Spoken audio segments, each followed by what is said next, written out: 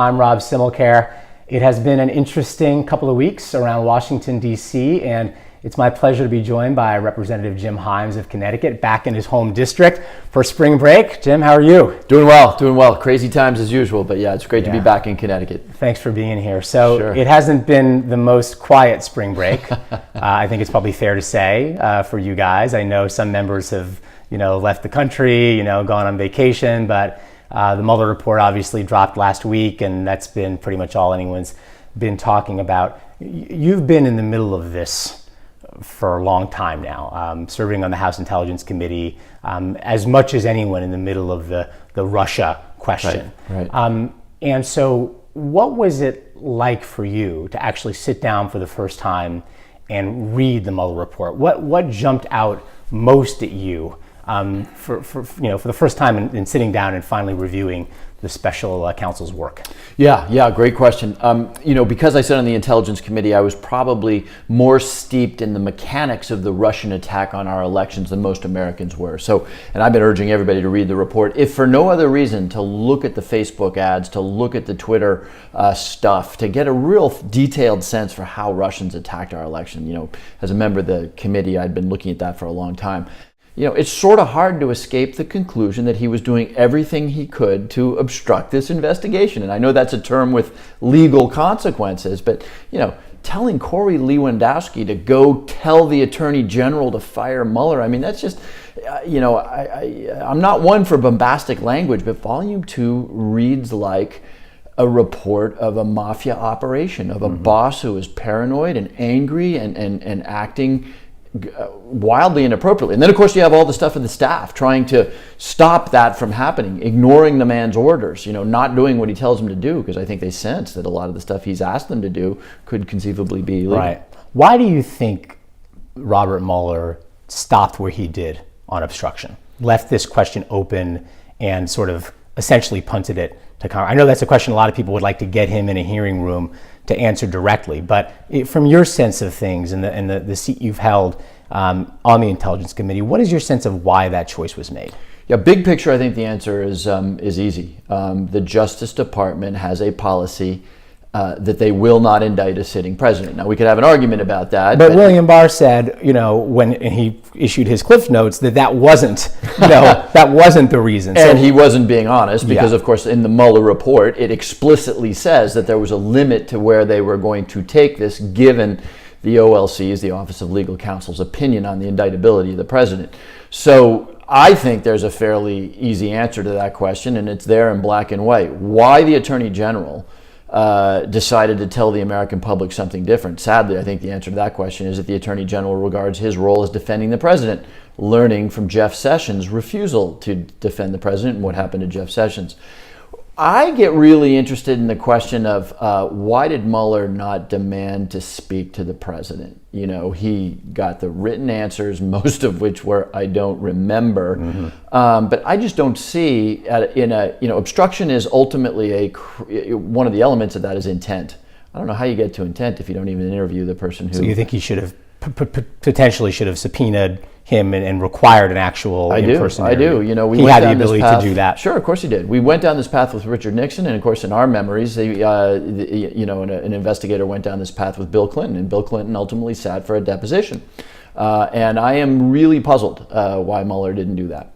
So now the question turns to where we go from here. Obviously, there's been much discussion, and you guys have been in recess since the report obviously dropped. You're all going back to Washington next week, but I'm aware that there was a conference call. There were some members of the House who were encouraging leadership to open impeachment proceedings. There have been presidential candidates, Senator Warren, really chief among them, coming out and saying we should begin impeachment proceedings. Where are you on that question?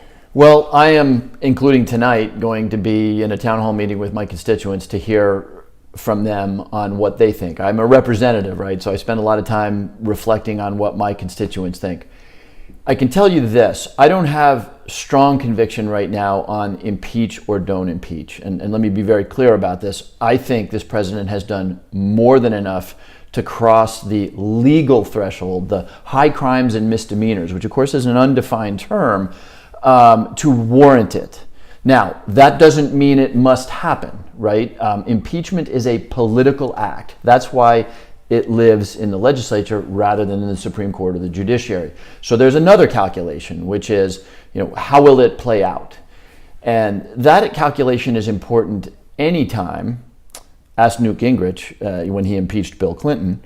It's particularly important right now if you feel, as I do, that above all else, we need to make sure that this president does not get a second term. And so, again, I want to say this very carefully because people are pretty fired up. They're pretty emotional. I want to proceed cautiously, taking care of the possibility that early impeachment hearings could, and I don't know this, and this is why I want to know the data, could increase the president's chances of re-elections. That's not a wild possibility. Bill Clinton's approval ratings after his impeachment were in the 70s.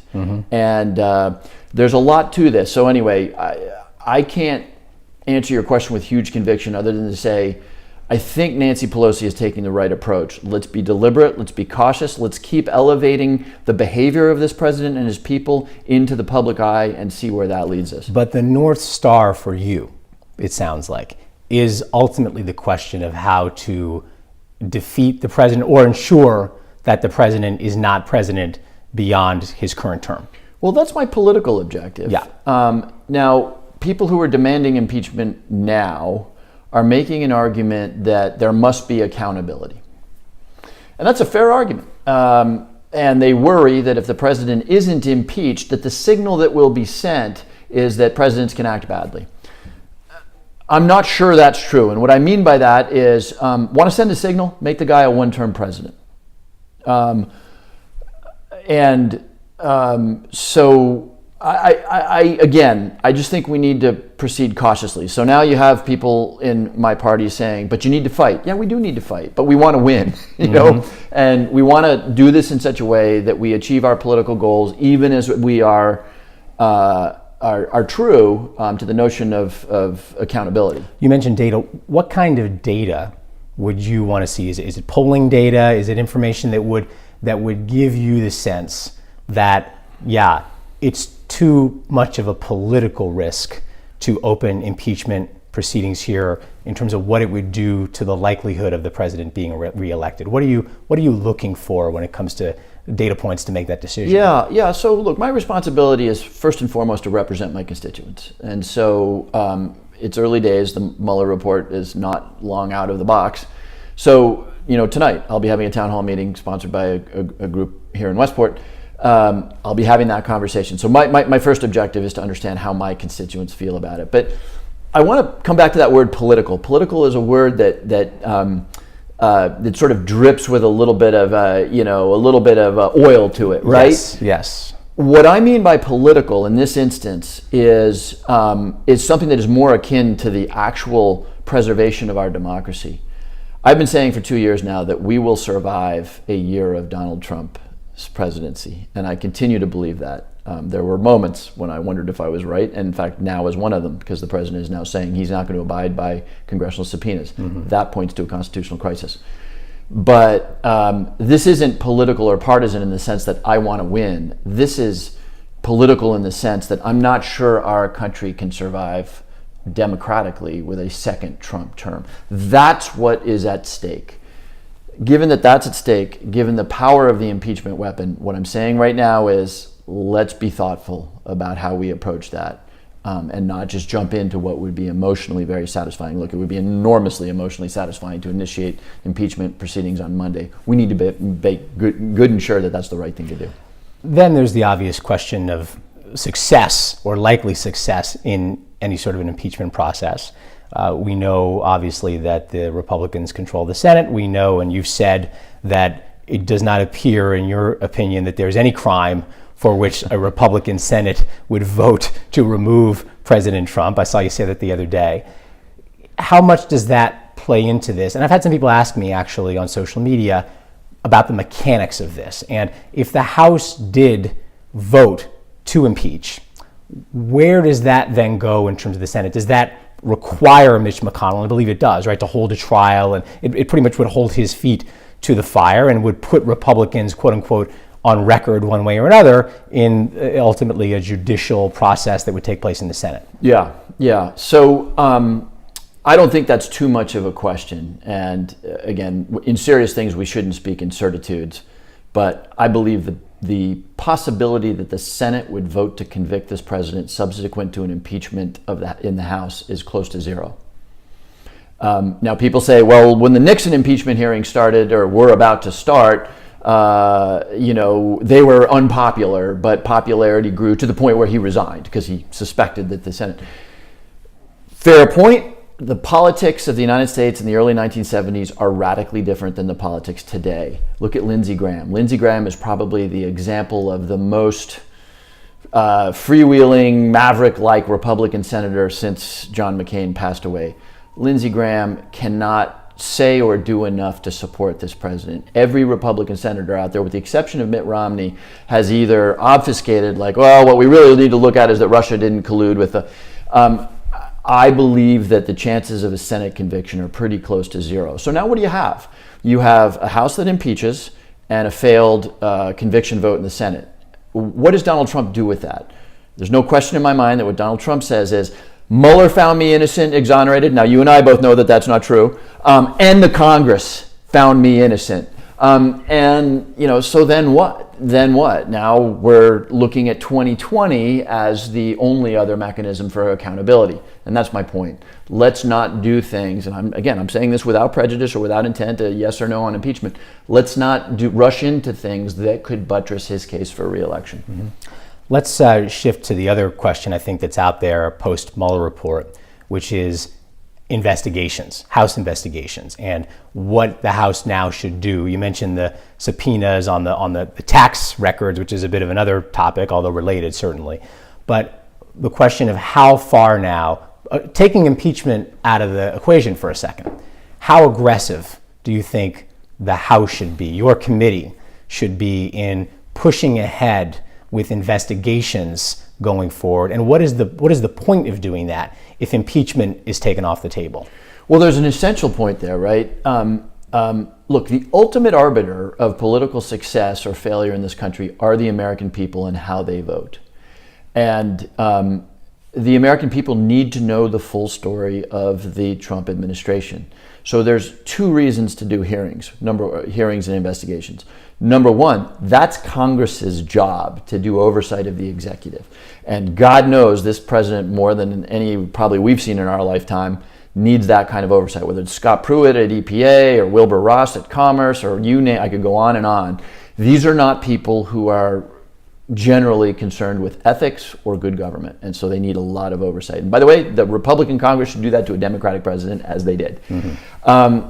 There's the other element here, which is that Trump is a lawless individual, and the American people need to know, at a minimum, whether, and now I give it to you from my perspective as a member of the Intelligence Committee, whether in the last 20 years Donald Trump has done something that makes him, from a counterintelligence standpoint, beholden in some way to somebody else, to the Russians in this case.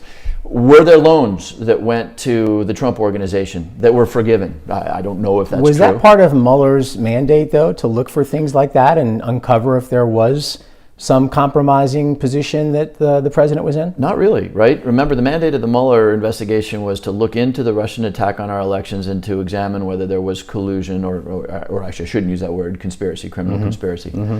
And so, no, not really. And if you read the report, you'll see that there's not a lot in there with respect to That's business. True. But That's it is fair for the Financial Services Committee to have Deutsche Bank come in and say, hey, word is that you guys lent Donald Trump a lot of money when no one else would. Tell us about that. That's a fair thing to do because the American people deserve to know the ethical character and the possibility of compromise associated with their president. And how big do you think the risk is to Democrats in continuing to aggressively investigate, and that the public, and you've said many times that out there outside the corridors of Washington, outside the corridors of political activists across the country, the average American working person is really just not paying a ton of attention to this. And a lot of them just probably think, well, it's over now. I mean, Mueller, the report came out, they didn't get him on anything, it's over, let's move on. So if that's the way the average person's thinking of this, how big a risk is it for Democrats to continue to beat this drum? and thereby risk the reaction from the middle people out there, working people, that you guys just won't let this go? Yeah, look, I think that's a very real risk. Let's look back at 2018. We got the House majority for a bunch of reasons. I think at the top of that list was we told the American people we were going to work on health care. We were going to preserve the right for people with pre-existing conditions to get insurance. No one believed the Republicans when they belatedly said, "Oh, we will too." The American people saw through that. There's still a lot of anxiety, a lot of economic anxiety out there, and we have said we're about helping you educate your kids, secure retirement, access to health care.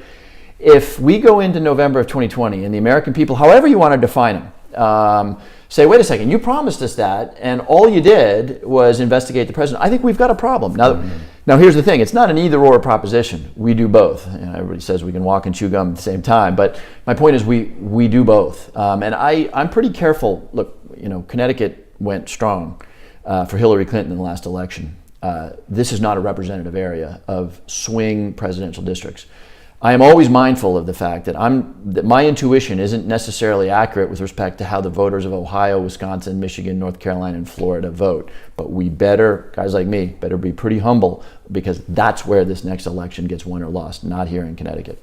All right. Well, thank you very much. It's an interesting time. Did you think you'd be doing this 2 years ago? I never imagined we would have a moment where we really thought our democracy was potentially at risk, where we were sensing that it was eroding on the edges, because that's what I think is happening right now, and where we had a president with no respect for the law. I never in a million years thought that would happen. And what's your message to the Democrat out there, of whom there are many in your district, the activist, the person who wakes up every day thinking about Trump, goes to sleep every night thinking, oh my God, Trump, Trump, Trump? What's your message to them as you deliberate this question of impeachment? My message to Democrats is very straightforward, which is we're a big country with two parties.